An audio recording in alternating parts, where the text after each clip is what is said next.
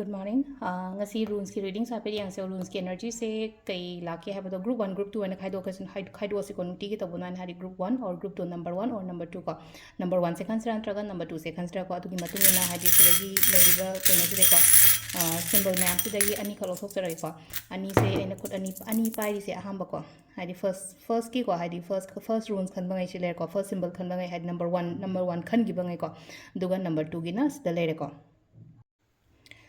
ahambagi symbol se khan bai ko ahambagi symbol se sida ko hari sida lai se kamai to ha growth har sina ko thaba inkhang to matam da thaba inkhang to matam da aina tawriba aina tawdoriba thabak to hari chawkhat pagumba ko pullaga gumba tawmina ba swai ko hari mi amaga haragadi aigi imanabaga thabak punmina bani khangde adagi hari aigi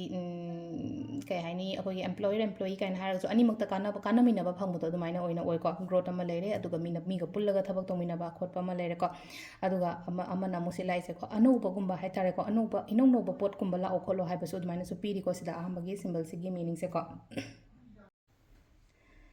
ani suba runes ki meaning sin amu kaino hai kana patience le ko ngasi se kitang khang ba hairaga khang kalo hai bagi aduna taba hari kitang tapthana wakhan se ingna chikna leibodo aduga ingna chikna leiba patience leyo khatang haidi mind se khatang calm oina thamo pot thaba ingkhang to matam da khara balance to honbiyo ko balance thambiyo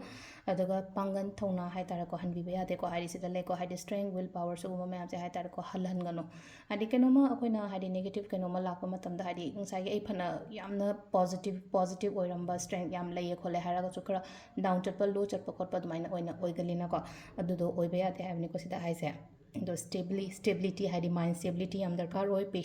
patience thamo ko isada sisena ko yi ngasi goina runes ki reading le recommend thank you